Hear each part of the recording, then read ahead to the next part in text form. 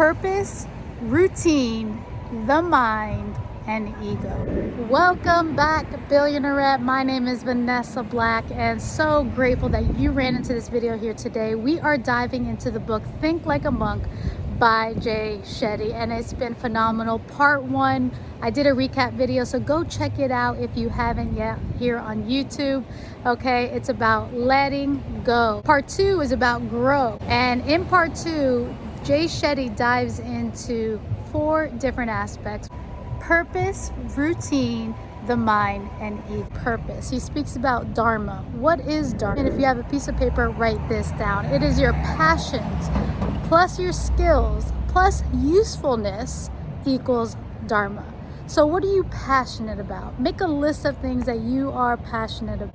Make a list of things that you're skillful in. We're talking about purpose plus skill set plus usefulness equals your dharma. Your passion and your skill set alone is your varna, what he calls the varna. Okay, but when you put that into service, that is dharma. What is your dharma? Routines root us. When he was actually in the ashram and he was going to school with the monks, one of the things that they were taught was to wake up early to rise. This is one of the routines that you may want to incorporate if you have not already. Whatever time you wake up right now, try waking up 20 minutes, 30 minutes earlier, easing into the early rise. Why? You want to not start the day full of noise and distractions, but the space to be able to do what's good for you, to ease in to the day, to clear your mind, maybe starting off with a little stretching or exercising or drinking your tea or coffee alone, and not only feeling the day, but setting the intentions for the day, starting with peace. You know, if you look at your phone right away and then you see emails and then you're in a rabbit hole,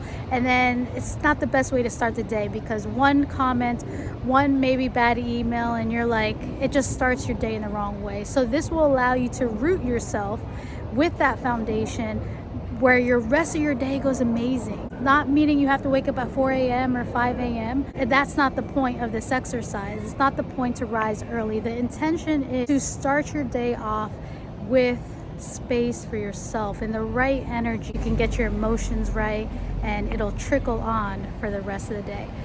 Your evening routine. Understand that our morning routines actually start from our evening routine, from the preparation in the evening. So in the evening, before going to bed, you know, what are you watching? What are you listening to?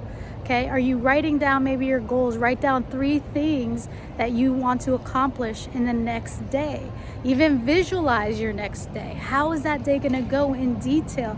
Take a couple moments to visualize your next day in the evening. So we got the evening routine, we got the morning routine. One of the other things that struck me is, why do you think that monks wear that particular uniform? Have you seen a monk before?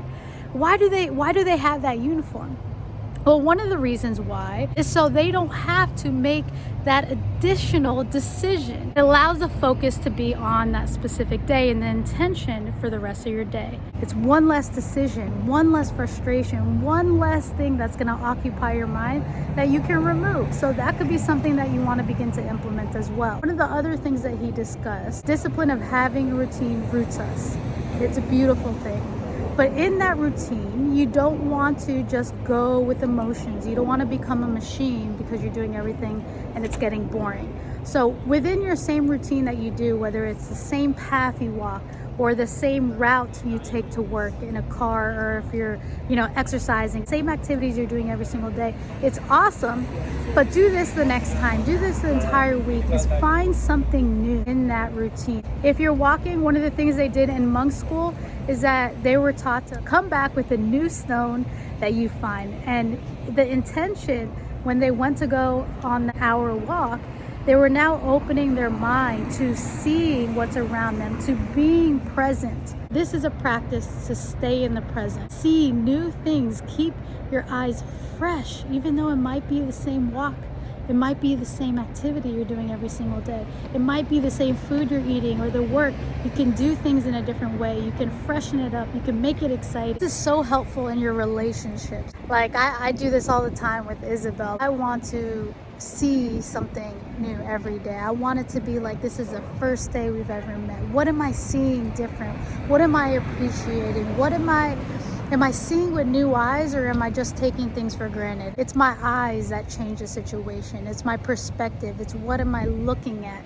And we can control that. Environmental awareness. Where do you work better? How do you feel? Start asking yourself these questions. Maybe when you walk into a library or a certain cafe or an office, what is the feeling? Location has energy. Incorporate the right locations for you to feel great into your routines, and being aware and asking yourself the questions. Do you like working surrounded by a lot of people? Do you like working independently alone in a quiet library? How do you feel? There's a different energy, maybe New York, than there is in Alabama. Okay, what is the different energies in the environments that you're walking into, that you're living into, and deciding what is best for you? I know in Merida, Mexico, we lived there last year, and it was a very peaceful, quiet, slow energy. You know, after 8 months or so, I gotta be honest with you, we're like, okay, I need the energy. I need to get into a city. We need to shift this energy. We've used this energy up. It was beautiful for its time. It allowed us to reflect, brought a lot of peace, but it was time for us to move on. And that's why we chose Austin to come to, because we remember living here, the energy was amazing. There's always movement, there's progression, there's a lot of young people, older people, but everybody is moving towards something. They have goals, they have purpose, and there's a lot of newness and fresh energy.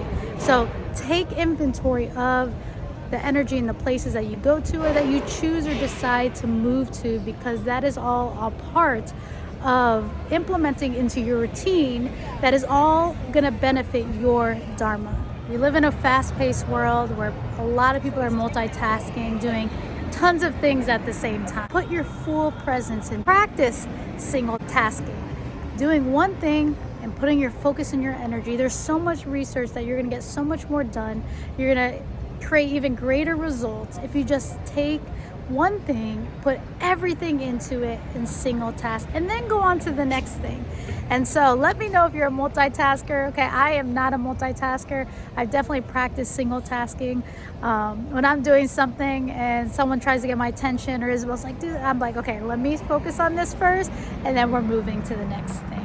Since next time maybe you go in the shower, or you're reading a book, or you're working on a specific project, instead of going and doing all three simultaneously at the same time, focus, take it all in, really go deep into that one thing. There is power in the now, like Eckhart Tolle says, the power of now. What a beautiful thing. It's an incredible different experience. Fully feel it, and you're gonna be like, I never felt like this before while brushing my teeth. Okay, I was always thinking about something else. I was thinking about the future. I was thinking about the past. Remember, the future may cause anxiety. The past may cause you to be sad or depressed. So let's stay in the present, and you can never be unhappy. The mind. In Think Like a Monk by Jay Shetty, he mentions you want to start off as thinking of the mind and yourself as separate entities. He gives an example of the parent and child relationship, right? Parent is separate to the child. Think of the mind, your mind, as a child, okay? And you are the parent. When the child is complaining, what does the parent do? Think of this relationship and speak to it as a parent would speak to their child. How are you going to speak to your mind, the child? It's your child. Your mind is your child. You are the parent. Because a lot of times our self-talk is not the greatest. How's your self-talk? Because that is so, so important. If you're saying, I am not enough, I'm not good enough, I can't do that, I don't have the power to do that, I'm not like that person, I'm a loser, I'm ugly, whatever it is, I deserved that treatment. Okay? And you make a list of things that you may come up that you maybe say to yourself. Write it down on paper. Now take that list and go say it to one of your best friends. Are you able to say it? Just as you wrote it, as you speak to yourself, are you able to speak to one of your best friends, or maybe your mother, your dad, or your child? Are you able to speak the same language? If you're not able to, shift it. There's a difference in language that you can use. How would you speak to your child? And start shifting that language to speak to yourself. Another great analogy that Jay Shetty shares, that the monks shared with him in the school, is taking the analogy of, watch this was so good, I've never heard it like this, but I loved it. Okay? You know the chariot that has like 5 horses that is taking and it's riding? Picture this. These are your senses: smell, sight, hearing, touch, taste. Those are the horses. The reins, which is the separation, the string between the chariot and the horses, those reins is the mind. That's your mind. So the horses are your senses, the rein is your mind, the chariot is the body, and the charioteer is you. It's the intellect. Okay? Now imagine this.